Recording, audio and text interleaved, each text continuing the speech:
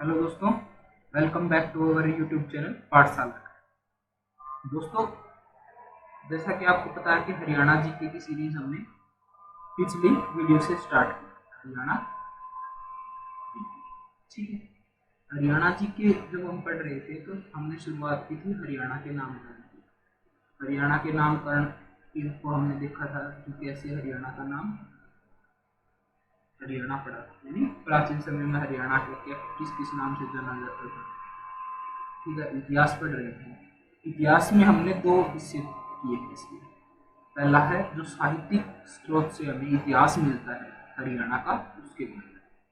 साहित्यिक स्रोत में आता है दोस्तों, यानी जो राजकवि हैं या राज दरबारी लेखक हैं, उन्होंने राजा के बारे में क्या लिखा है, ठीक है। या फिर कोई स्वतंत्र कवि है, उन्होंने क्या लिखा है, या स्वतंत्र लेखक है, उन्होंने अपनी पुस्तकों में कालीन समय के जो राजा थे उनके शासन के बारे में लिखा है, ठीक है। दूसरा आता है दोस्तों, जो विदेशी कवि, विदेशी जो लेखक हैं, उन्होंने क्या लिखा है अपनी किताबों के अंदर हरियाणा के बारे में, ठीक है। जो हमारे भारतीय जो लेखक थे उनके बारे में पढ़ लिया था हमने। आज हम पढ़ने वाले हैं विदेशी लेखक, और दूसरा पार्ट है इसका साहित्यिक स्रोत के अलावा पुरातत्व, ठीक है। ये दो चीजें आज हम कंप्लीट करेंगे। पुरातात्विक स्रोत, ठीक है, पुरातात्विक स्रोत। पुरातात्विक स्रोत के अंदर आता है दोस्तों वो चीजें जो हमें किसी जगह की खुदाई करने से प्राप्त होती है। उसके अंदर मान लिया कोई सिक्के मिल गए, या फिर आप कोई स्ट्रक्चर यानी कोई संरचना मिल गई, तो ये सारी चीजें आती है पुरातात्विक स्रोत के अंदर, ठीक है। तो अब देखेंगे विदेशी लेखकों ने हरियाणा के बारे में क्या लिखा है, ठीक है। समय समय पर विदेशी लोग भारत की और हरियाणा की यात्रा करते रहे। क्यों? क्योंकि भारत प्राचीन समय में अध्यात्म का एक बहुत बड़ा केंद्र था, ठीक है। तो धर्म की खोज में, और भारत प्राचीन समय में एक मतलब अच्छी सभ्यता माना जाता था, विकसित सभ्यता था भारत। इसलिए लोग भारत की सभ्यता के बारे में जानकारी प्राप्त करने के लिए भारत की यात्रा करते थे, ठीक है। तो उनमें से एक पहले कौन है? यूनानी लेखक। यूनानी यानी यूनानियों का संबंध भारत से कब हुआ दोस्तों? जब सिकंदर महान बोल सकते हैं, सिकंदर बोल सकते हैं, ठीक है। सिकंदर जब भारत को जीतने के लिए आया था तो सबसे पहले उसकी लड़ाई हुई थी पोरस के साथ। फिर उसके बाद उसने कोई युद्ध नहीं किया क्योंकि उसकी मृत्यु हो गई थी बीमारी के कारण, ठीक है। उसका सेनापति था सेल्यूकस। उसने जरूर चंद्रगुप्त मौर्य के साथ लड़ाई की थी, लेकिन वो भी जीत नहीं पाया, ठीक। अब यूनान का एक लेखक था एरियन नाम का। उसने क्या लिखा है दोस्तों? जो हरियाणा का क्षेत्र था उसकी आर्थिक और राजनीतिक व्यवस्था के बारे में अपनी किताब के अंदर लिखा है। उसने क्या लिखा है दोस्तों? कि जो हरियाणा के क्षेत्र के लोग थे वो अच्छे कृषक थे, ठीक है, यानी अच्छी तरह से कृषि, सुव्यवस्थित तरह से कृषि के बारे में जानते थे, ठीक है, अच्छे कृषक थे, और युद्ध कला में भी बहुत माहिर थे, और लड़ने में बहुत बहादुर होते, ठीक है। इस क्षेत्र की प्रशासन पद्धति यानी शासन करने का जो तरीका था वो भी बहुत अच्छा था, ठीक है। इसमें न्याय को विशेष स्थान दिया जाता है। देखो दोस्तों, लास्ट वाली जो लाइन है ना, ये इम्पोर्टेंट है, ठीक है। किसी भी शासन को अच्छा तब कहा जाता है जब उसमें हर व्यक्ति को उचित न्याय और समय पर न्याय मिले। ये आज की व्यवस्था के अंदर भी, लोकतंत्र के अंदर भी लागू होता है, और राजशाही के अंदर भी। जैसे आज का समय देख लो आप, कोर्ट के अंदर लाखों मामले लटके रहते हैं, लोगों को समय पर न्याय नहीं मिलता। लेकिन उस समय क्या था दोस्तों? न्याय को विशेष स्थान दिया गया। तो देखो ये व्यवस्था कितनी अच्छी थी उस समय, ठीक है। अब बात आती है चीनी लेखक में। चीनी लेखकों में कौन है दोस्तों? ह्वेनसांग। अब ये ह्वेनसांग कौन था दोस्तों? ह्वेनसांग एक चीनी नागरिक था, और ये बौद्ध धर्म के को जानने के लिए भारत के अंदर आया, ठीक है। और हरियाणा में उस समय किसका शासन था? राजा हर्ष का। ठीक है, राजा हर्ष का। कौन सी शताब्दी में दोस्तों? 6वीं शताब्दी में। और ये हरियाणा में कब आया था? 539 ईस्वी के आसपास ये हरियाणा के अंदर आया। ठीक है दोस्तों, अब ये 3 जगह इसका इसने भ्रमण किया। पहली जगह थी स्थानेश्वर। स्थानेश्वर इसका पुराना नाम है दोस्तों, ये है थानेश्वर का पुराना नाम। जो थानेश्वर राजपुर क्षेत्र के अंदर है, उसका पुराना नाम क्या था दोस्तों? स्थानेश्वर। दूसरी जगह है सुध, ये है कहाँ पे? ये है दोस्तों यमुनानगर के। यमुनानगर के अंदर सुध का टीला। ठीक है, यमुनानगर के अंदर क्या है दोस्तों? सुध का टीला, ये भी एक जगह है। वह तीसरी जगह है गोकर्ण। गोकर्ण यानी गोहाना। गोहाना का प्राचीन नाम उस टाइम क्या था दोस्तों? गोकर्ण का भ्रमण किया। और श्रीकंठ राज्य। अब श्रीकंठ राज्य किस जगह का नाम है दोस्तों? कुरुक्षेत्र का। कुरुक्षेत्र का नाम प्राचीन समय में क्या था? श्रीकंठ राज्य। और उसकी राजधानी क्या थी? स्थानेश्वर। स्थानेश्वर यानी जो आज का थानेश्वर है, उसको पहले क्या बोलते थे? स्थानेश्वर। का बहुत सुंदर वर्णन। अब देखो इसमें क्या लिखा है अपनी किताब के अंदर कि जो कुरुक्षेत्र के लोग थे वो जादुई कला के अंदर निपुण थे। अधिकतर लोग व्यापार करते। देखो दोस्तों, किताब से क्या पता चलता है? सामाजिक जीवन का तो पता चलता ही है, लेकिन क्षेत्र की आर्थिक गतिविधियों का भी पता चलता है। अब देखो इन्हें क्या लिखा है अपनी किताब के अंदर कि अधिकतर लोग व्यापार करते थे, ना कि मिट्टी उपजाऊ है। कृषि भी एक अच्छा साधन है, लेकिन फिर भी लोग क्या करते थे? व्यापार को प्राथमिकता देते थे। धनी लोग फिजूल खर्ची भी करते थे। और अधिकतर लोग ब्राह्मण धर्म या फिर हिंदू धर्म बोल सकते हैं आप उसको मानने वाले। ठीक है, अब बात आती है साहित्यिक स्रोत। यहाँ पे हमारे कंप्लीट हो गए। अब बात आती है पुरातात्विक स्रोत, यानी किसी जगह की खुदाई करने पर जो भी हमें वस्तुएं प्राप्त होती हैं, उनके आधार पर इतिहास का एक अनुमान लगाया जाता है। ठीक है दोस्तों, क्योंकि पक्का हम किसी चीज के बारे में नहीं कह सकते। जिस चीज के बारे में लिख तो दिया उसके बारे में तो हम कह सकते हैं, लेकिन अगर नीचे से कोई संरचना निकली है या कोई सिक्का निकला है तो उसके बारे में हम पुख्ता तौर से नहीं कह पाते, लेकिन उसका अनुमान लगाया जा सकता है कि ये इस समय का होगा या फिर इस राजा के शासनकाल का होगा, या फिर कोई संरचना निकली है। एक तकनीक है दोस्तों रेडियो डेटिंग। ठीक है, रेडियो डेटिंग से क्या पता किया जाता है दोस्तों कि ये संरचना है, ये कितने साल पुरानी है। ठीक है, रेडियो डेटिंग से इस चीज का पता किया जा सकता है कि जो संरचना निकली है पृथ्वी के अंदर से वो कितनी पुरानी है।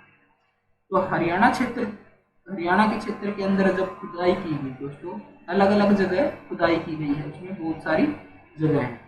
तो वहाँ पे अलग अलग प्रकार की सामग्री निकली सामने आई है। कई जगह कंकाल भी आए हैं, कहीं पर सिक्के निकले हैं, कहीं पर सिक्कों को डालने के लिए सांचे निकले। तो अलग अलग प्रकार की चीजें निकली हैं। अब देखो खुदाई कहाँ हुई? मीताथल के अंदर। वैसे तो बहुत जगह खुदाई हुई है, लेकिन जो वो स्थल जो प्रमुख है वो कौन कौन से? देखो मीताथल। दूसरा क्या है? शुद्ध। सुख नहीं है, शुद्ध। शुद्ध कहाँ पे? यमुनानगर। ये है दौलतपुर, क्योंकि टाइपिंग में कई बार मिस्टेक हो जाती है। दौलतपुर कहाँ पे है दोस्तों? दौलतपुर है गुड़गांव के आसपास। ठीक है, सॉरी, दौलतपुर है हिसार के अंदर। भगवानपुरा है, ये कहाँ पे है? ये है हिसार के अंदर। राजा कर्ण का किला कुरुक्षेत्र के अंदर। बालू कहाँ पे है? कैथल के अंदर। सीसवाल हिसार के अंदर। अगरवा हिसार के अंदर। बनावली हिसार के अंदर। देखो दोस्तों, और राखीगढ़ी हिसार के अंदर। अब आप सोचोगे इसके अंदर एक दो साइट और रहेगी, जैसे बिराना है, कुनाल है। आप देखोगे कि हिसार के आसपास बहुत सारी जगह है। सीसवाल, अगरवा, बनावली, राखीगढ़ी, दौलतपुर। ठीक है, ये सारी चीजें कहाँ पे हैं? हिसार के आसपास है। क्यों है ये सारी चीजें हिसार के आसपास? इसलिए है क्योंकि यहाँ पे घग्गर नदी इसी क्षेत्र से बहती है। और जो प्राचीन समय था, उस समय जो लोग अपना आशियाना या घर बोलो आप, वो कहाँ बनाते थे? नदियों के आसपास बनाते थे। क्यों? क्योंकि नदियों के आसपास वाला क्षेत्र ज़्यादा उपजाऊ होता था और उससे वहाँ पे वो कृषि करते थे और कृषि करके अपनी आजीविका चलाते थे। तो नदियों के आसपास वाला जो क्षेत्र होता था वहाँ पे आपको ज़्यादा आबादी मिलेगी, ठीक है। इस उत्खनन से मिलने वाली सामग्री के अध्ययन से ज्ञात हुआ कि हरियाणा की संस्कृति है वो 2400 बीसी प्राचीन है। बीसी का मतलब होता है दोस्तों ईसा पूर्व, हिंदी में इसको बोल सकते हैं ईसा पूर्व, यानी ईसा के जन्म से 2400 साल पहले। आज का कैलेंडर कब से स्टार्ट है दोस्तों? ये ग्रेगोरियन कैलेंडर बोलते हैं इसको, जो हम यूज करते हैं 2022 साल। तो 2022 साल पहले ईसा का जन्म हुआ था और उससे पहले की जो भी डेट लिखते हैं हम दोस्तों उसको के आगे लिख देते हैं ईसा पूर्व या बीसी। उत्खनन में पाए गए सर्वेक्षणों को हम सर्वेक्षण से जो हमें चीजें मिली हैं उसको स्रोत के आधार पर हम बांट सकते हैं, ठीक है। यानी जो सामग्री हमें नीचे मिली है खुदाई के अंदर उसको भी अलग अलग पार्ट के अंदर डिवाइड कर लिया। देखो अभिलेख, अभिलेख क्या होता है दोस्तों? किसी पत्थर के ऊपर पहले क्या करते थे राजा, जो अपनी उपलब्धि है या फिर युद्ध में जो जीत है उसको पत्थर के ऊपर लिखवा लेते थे और उस पत्थर को कहीं पे गाड़ देते थे। समय के साथ वो पृथ्वी के नीचे ढक गया, तो खुदाई के दौरान दोबारा मिला तो उसके ऊपर वो सारी चीजें अंकित थी। तो ऐसे बहुत सारे अभिलेख मिले हैं हरियाणा के अंदर, जो हरियाणा के जो क्षेत्र है उसके शासन के बारे में बताते हैं। अभी इन जो अभिलेखों में सबसे पहला अभिलेख है अशोक का टोपड़ा अभिलेख, ठीक है। जो राजा अशोक है, सम्राट अशोक, किसके वंश से थे? वो थे चंद्रगुप्त मौर्य के वंश से। यानी मौर्य जो साम्राज्य था उसके अंदर कौन था दोस्तों? अशोक। जो अशोक महान राजा हुए हैं इसके मौर्य साम्राज्य, ठीक है। उन्होंने उनके जो चोपड़ा नहीं दोस्तों, टोपड़ा अभिलेख है। तो टोपड़ा अभिलेख से हमें क्या पता चलता है कि हरियाणा में भी मौर्यों का साम्राज्य रहा। दूसरा तोसाम ये कहाँ पे है दोस्तों? भिवानी के अंदर है तोसाम में अभिलेख से हमें क्या मिलता है कि तोसाम में 4वीं से 5वीं सदी का अभिलेख मिला है। यहाँ पर इस अभिलेख से क्या पता चलता है कि आचार्य सोमत्रात नाम के एक आचार्य हैं जिन्होंने 2 तालाब और एक मंदिर का निर्माण करवाया, ठीक है। फिर आता है हिसार के बारे में। हिसार से जो अभिलेख मिला है उसके अंदर तीर्थ यात्रियों के नाम लिखे गए हैं, ठीक है। ये भी कौन सी सदी का दोस्तों? 4वीं से 5वीं सदी का। तो इससे क्या पता चलता है? तीर्थ यात्रियों के नाम से पता चलता है कि ये क्षेत्र भी कभी तीर्थ स्थान रहा है। सोनीपत का ताम्रपत्र अभिलेख, ठीक है। इससे क्या पता चलता है? इसके अंदर लिखा है दोस्तों राजा की वंशावली, जो राजा थे उस समय के उनकी वंशावली क्या थी। वंशावली मतलब जैसे पहले एक राजा है, फिर उसका बेटा राजा बनेगा, ठीक है। उसका फिर इसका बेटा फिर राजा बनेगा। तो इन सबके नाम दिए गए हैं कि इस समय कौन राजा था, उसके बाद कौन राजा बना, फिर कौन राजा बना। तो इसको बोलते हैं वंशावली, ठीक है। इसलिए से हम इन राजाओं की उपाधि और इनके उपाधि जैसे युद्ध में कोई किसी ने जीत हासिल कर ली तो वो एक उपाधि की तरह लिखी जाती थी। इनके व्यक्तिगत धर्म, ठीक है, व्यक्तिगत धर्म। जैसे जो अशोक था, अशोक पहले किस धर्म का था? हिंदू धर्म को मानता था, लेकिन बाद में युद्ध में जो कलिंग का युद्ध था उसके अंदर बहुत सारे लोग मारे गए, तो फिर उसका हृदय परिवर्तन हो गया, उसने युद्ध का रास्ता त्याग दिया और बौद्ध धर्म अपनाया, ठीक है। इसी प्रकार राजा का जो व्यक्तिगत धर्म है उसके बारे में भी। अब हर्ष के बारे में क्या बताया गया है? राजा हर्षवर्धन के बारे में कि हर्ष धर्म को मानने वाला था, ठीक है, हिंदू धर्म को मानने वाला था, वैष्णव या विष्णु धर्म को मानने वाला था, ठीक है। जबकि बाकी सभी शासक सूर्य के उपासक, ठीक है। वैष्णव धर्म को मानने वाला कौन था? हर्ष, या फिर हिंदू धर्म को बोल सकते हैं आप। बाकी सभी शासक किसके उपासक थे? सूर्य के उपासक। प्रतिहार काल यानी गुज्जर प्रतिहार का जब शासन आया हरियाणा के अंदर, तो उसमें राजा भोज को भी एक महान शासक समझा जाता है दोस्तों, कि दो अभिलेख कहाँ से मिले, पेवा। पेवा कहाँ पे, कुरुक्षेत्र के अंदर, ठीक है। पेवा कहाँ पे, कुरुक्षेत्र के अंदर। और सिरसा, ठीक है, पेवा और सिरसा से राजा भोज के दो अभिलेख मिले हैं। और महेंद्रपाल, ठीक है, महेंद्रपाल कहाँ से मिले हैं दोस्तों, पेवा से। महेंद्रपाल का एक अभिलेख कहाँ से मिला है दोस्तों, पेवा से। तो राजा भोज के अभिलेखों से हमें ज्ञात होता है कि प्राचीन काल में पेवा, ठीक है, पेवा इसका व्यापार और संस्कृति का प्रमुख केंद्र था दोस्तों, तथा सिरसा पाशुपत संप्रदाय का महत्वपूर्ण केंद्र था, ठीक है। तो राजा भोज के अभिलेख से क्या क्या पता चलता है कि पेवा है वो प्राचीन समय में व्यापार और संस्कृति का प्रमुख केंद्र था, तथा सिरसा जो पाशुपत संप्रदाय है उसका महत्वपूर्ण स्थान, ठीक है। इसके बाद आता है राजा महेंद्रपाल। राजा महेंद्रपाल के अभिलेख कहाँ से मिला है, पेवा से। इसमें क्या लिखा है दोस्तों कि जो पेवा है वो राजनीतिक और आर्थिक दृष्टि से महत्वपूर्ण था। और एक चीज और है कि उत्तरी भारत के अंदर पेवा घोड़ों के व्यापार का प्रमुख केंद्र होता है, ठीक है। अब देखो इस चीज से एक चीज और पता चलती है कि जो हरियाणा के लोग थे ना, वो व्यापारिक जो उनका रुझान था वो ज्यादा था एज कम्पेयर टू कृषि, यानी कृषि की बजाय वो व्यापार में ज्यादा इंटरेस्ट रखते थे, रुचि रखते थे, ठीक है। फिर आता है दिल्ली शिवालिक अभिलेख। दिल्ली को क्या बोलते हैं, शिवालिक स्तंभ लेख। इस लेख से हमें ज्ञात होता है कि चौहान राजा, ठीक है, चौहान राजा थे, उनके जो विग्रह राज, चौहान साम्राज्य के जो राजा थे विग्रह राज चतुर्थ ने तोमरों को पराजित किया, ठीक है। तोमरों को हराकर कौन आए थे दोस्तों, चौहान शासन किया था दिल्ली के ऊपर। झांसी से प्राप्त पृथ्वीराज द्वितीय का अभिलेख। अब ये क्या बोलता है दोस्तों, हरियाणा में चौहान शासन की जानकारी किससे मिलती है दोस्तों, इसी अभिलेख से मिलती है, ठीक है। पृथ्वीराज द्वितीय ने, जो पृथ्वीराज द्वितीय थे दोस्तों जिनके साथ मोहम्मद गोरी का युद्ध हुआ था, तो उन्होंने अपने चाचा विल्लन, ठीक है, उनके चाचा का नाम क्या था दोस्तों, उनके चाचा का नाम था विल्लन, विल्लन को झांसी के किले का कार्यभार सौंपा। कहाँ के किले का दोस्तों, झांसी के किले का।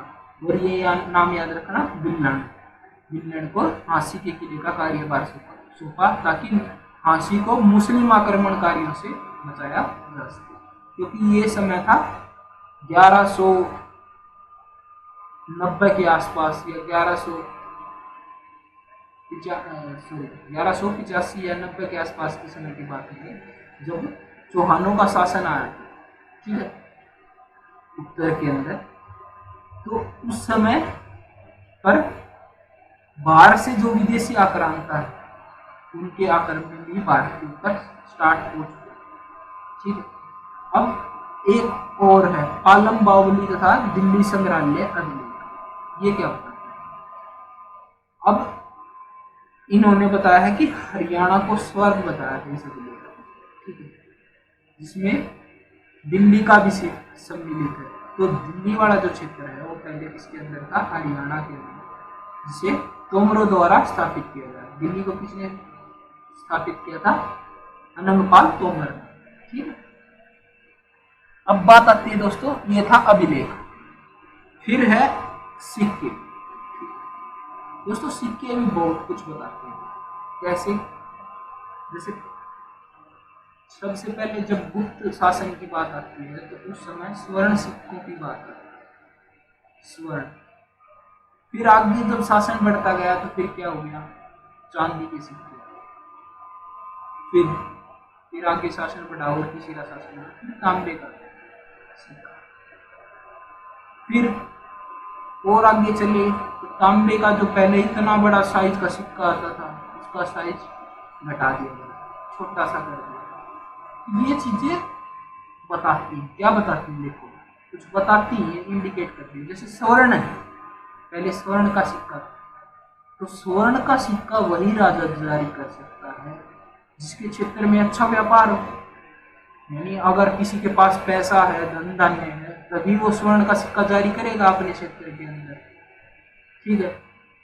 अगर किसी क्षेत्र की आर्थिक हालात ठीक नहीं है तो वो क्या करेगा, स्वर्ण का सिक्का तो जारी नहीं करेगा। तो इससे आप पता लगा सकते हैं कि हाँ स्वर्ण का सिक्का उस टाइम था, तो इसका मतलब उस समय व्यापार बड़े अच्छे थे, फिकालत थे, फिकालत थे, फिकालत थे, वो सही थे। फिर आ गया चांदी वाला। चांदी वाला यानी स्वर्ण से घट के चांदी पे आ गए, यानी कुछ ना कुछ आर्थिक रूप से प्रगति करने की बजाय पीछे की तरफ चला गया, यानी कुछ ऐसी व्यवस्था बनी, आर्थिक कुप्रबंधन, यानी आर्थिक कुप्रबंधन। राजा क्या कर देते थे, जमीनों को बांट देते थे, या फिर कोई किसी ने अच्छा कुछ काम किया उसको जमीन का टुकड़ा दे दिया। तो ऐसे करके आर्थिक कुप्रबंधन से क्या हो गया, जो राज्यों का राजस्व घटेगा, राजस्व घटेगा तो फिर क्या होगा, उनके पास पैसा नहीं होगा, पैसा नहीं होगा तो चांदी के सिक्के जारी करेंगे। अब फिर चांदी भी, फिर और दोबारा राज्य आए, और कोई राज्य आए, तो फिर क्या हो गया, उसके पास तो उसका कोष है, राजकोष है, बिल्कुल कम है, उसके पास कुछ नहीं होता। क्यों, पहले से ही आर्थिक कुप्रबंधन से राज्य के जो राजस्व की हालत है वो खराब है। उसके बाद आया तांबे का सिक्का, ठीक है। और फिर जाते जाते क्या हो गया, अब आज प्रेजेंट की टाइम देखोगे आप, पहले ही समझ लो, देखो पहले क्या आता था, 1 रुपए का सिक्का बिल्कुल बड़ा आता था, ठीक है, और उसका मटेरियल जो आज जो सिक्का आता है, आज का सिक्का आता है छोटा सा 1 रुपए का, देख लेना आपको पता चलेगा। तो 1 रुपए का सिक्का, उसके अंदर क्या लगता था दोस्तों, मटेरियल भी ज्यादा लगता था, तो ये इसको बनाना सरकार को महंगा पड़ता था। अब सरकार ने क्या कर दिया, छोटा सिक्का बना के, क्यों, क्योंकि इसकी वैल्यू तो एक ही रहेगी, लेकिन इसका मटेरियल कम कर दिया, ठीक है। तो ये क्या हो रहा था, ये सरकार के लिए घाटे का सौदा साबित हो रहा था, इसमें सरकार को फायदा है। तो देखो स्वर्ण वाले में, स्वर्णमाला क्या बताता था कि इस क्षेत्र के अंदर व्यापार है वो अच्छी प्रकार से चल रहा है। फिर चांदी का आ गया, फिर तांबे का आ गया। जैसे भारत को पहले क्या कहते थे, सोने की चिड़िया, लेकिन बाद में सोना खत्म होता गया तो दूसरे की बातें गई, ऐसे समझ लीजिए आप। तो सिक्के भी बहुत कुछ बताते हैं किसी क्षेत्र के बारे में, ठीक है दोस्तों। तो सिक्कों से हम पता कर सकते हैं कि क्या उस क्षेत्र का आर्थिक रूप से किस प्रकार वो क्षेत्र कार्य करे, ठीक है दोस्तों। इसके बाद आता है सिक्कों, सिक्कों से आगे है, सॉरी एक बार पीछे कर लेते हैं इसको।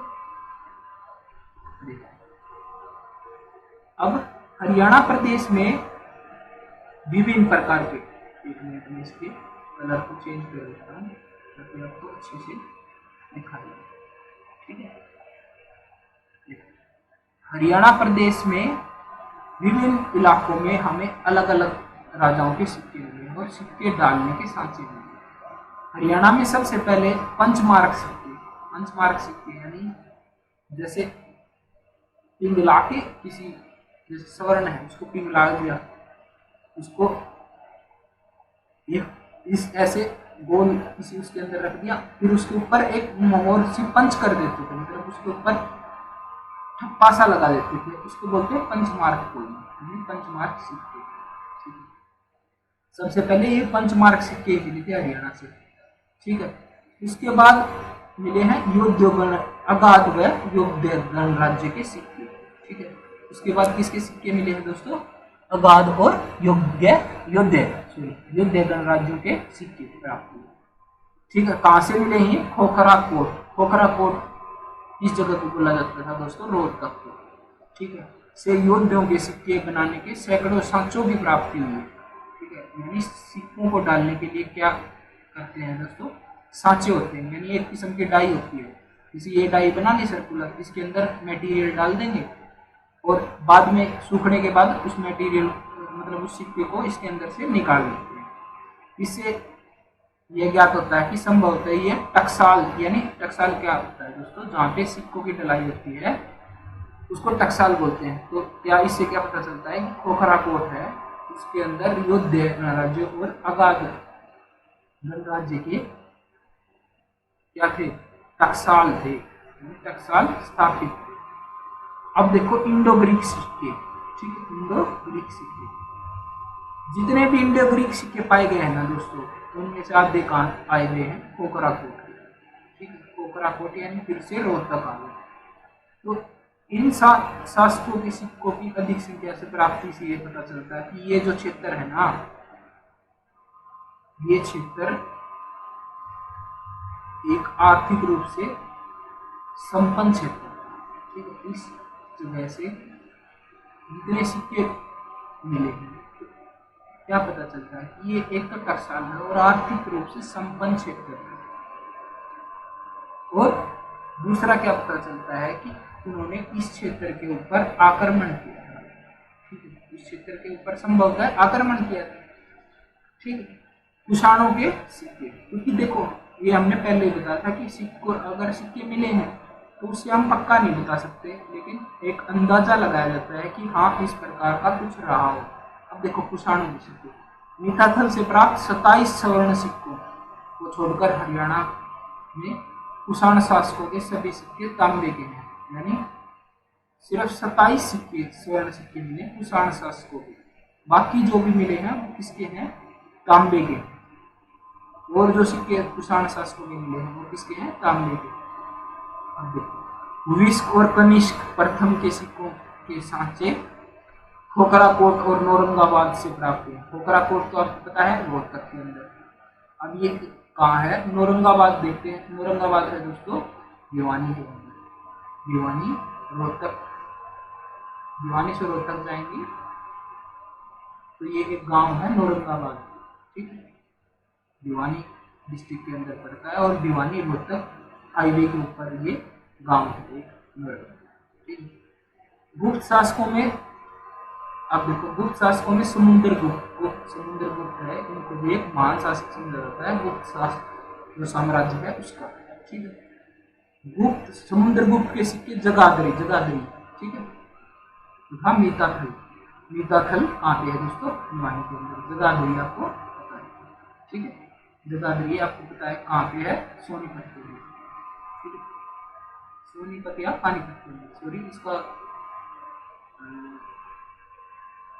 इसका थोड़ा सा एक बार देखना पड़ेगा, जगाधरी कहाँ पे है, ये मीताथल भिवानी के अंदर, ठीक है। प्रतिहार शासकों में भोजदेव तथा विग्रहपाल के सिक्के खोखराकोट से मिले, ठीक है दोस्तों।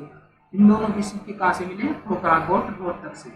अब तीसरा है तोमर और चौहान, ठीक है, तोमर और चौहान, तोमर और चौहान ये कहाँ से है, ये है जगाधरी, हाँ ये जगाधरी है दोस्तों, यमुनानगर में। आगे ध्यान, कई बार क्या होता है कि ध्यान नहीं देता, बहुत सारी जगह एक जैसी हो जाती है, फिर मतलब बहुत सारी जगह हो जाती है तो नाम भूल जाते हैं, ध्यान नहीं देता। तो जगाधरी है यमुनानगर के, जगाधरी के अंदर अलग से एक रेलवे स्टेशन भी है इसका, जगाधरी जंक्शन के नाम से। फिर आता है मूर्तियाँ, मूर्तियाँ क्या बताती है दोस्तों, मूर्तियाँ बताती हैं उस क्षेत्र के अंदर किस धर्म को माना जाता था, किस संप्रदाय को मानने वाले लोग थे। तो हरियाणा से प्राप्त अधिकतर मूर्तियाँ धार्मिक संप्रदायों से संबंधित थी, ठीक है, धार्मिक संप्रदायों से संबंधित थी। हरियाणा में ज्यादातर मूर्तियाँ ब्राह्मण धर्म से संबंधित यानी हिंदू धर्म से संबंधित थी, जिसमें विष्णु तथा उसके विभिन्न अवतार कौन कौन से, शिव पार्वती, एक मुखी लिंग, गणेश, महिषासुर मर्दिनी आदि की मूर्तियाँ प्रमुख हैं। ये सारी जो भगवान हैं या देवता हैं किससे संबंधित है दोस्तों, ये है हिंदू धर्म से संबंधित। अब जैन धर्म से संबंधित भी अनेक मूर्तियाँ हरियाणा के विभिन्न स्थलों से प्राप्त हुई, ठीक है। तो उस समय इन दोनों धर्मों का प्रभाव हरियाणा के अंदर ज्यादा था, बौद्ध धर्म का प्रभाव कम, ठीक है, इन दोनों धर्म का प्रभाव ज्यादा था। अब दोस्तों भवन व स्मारक, ठीक है, देखो भवन व स्मारक भी कुछ ना कुछ बता, कैसे भवन व स्मारक बनाने की अलग अलग कलाएं होती हैं दोस्तों, ठीक है। इसके अंदर आपका अलग अलग प्रकार का द्राविडियन स्टाइल आ गया, ठीक है, या फिर और प्रकार की जो वास्तुकला है, तो ये कई प्रकार की वास्तुकलाएं होती थी। तो जो वास्तुकला है उसके आधार पर स्मारक बनाए जाते थे, मंदिर बनाए जाते थे। तो उससे उस समय का जो आर्किटेक्चर था उसके बारे में पता चला, ठीक है, यानी वास्तुकला थी उसके बारे में पता चला। अब क्या है, गुज्जर प्रतिहार काल के कलायत में ईंटों से निर्मित 2 मंदिरों को छोड़कर दुर्भाग्य से एक भी स्मारक नहीं जाती। क्यों? क्योंकि जमीन के नीचे आने से क्या हो गया, जो स्मारक थे वो सारे नष्ट हो गए। कैसे? अब जो पहले सेटलमेंट किसके आसपास होती थी, यानी बस्तियां किसके आसपास होती थी, नदियों के आसपास, ठीक है, नदियों के आसपास होती थी। तो ऐसी जगह पर दोस्तों नमी है वो ज्यादा होती है। नमी ज्यादा होने के कारण कोई भी चीज है वो लंबे समय तक टिक नहीं पाती, कोई भी स्ट्रक्चर है वो भी नहीं टिक पाएगा, यानी कोई भी भवन या स्मारक है वो भी नहीं टिक पाएगा, ठीक है। तो इसलिए स्मारक ऐसी जगह पर बहुत मुश्किल से मिलते हैं। फिर भी खुदाई में हमें भवनों व मंदिरों के अवशेष मिले, ठीक है, वह स्तंभ आदि प्राप्त हुए। इन वस्तुओं से हमें उस काल के धार्मिक, आर्थिक व इतिहास का कुछ ज्ञान प्राप्त होता है, ठीक है, कुछ ज्ञान प्राप्त होता है। आगे बात समझिए। अब बात आती है मोहरे, ठीक है, मोहर। मोहर भी एक किस्म से आज के टाइम के मोहर है, वैसे ही पहले भी मोहर चलती थी, इसके ऊपर राजा का या फिर किसी पशु पक्षी का, ठीक है, चिन्ह होते थे।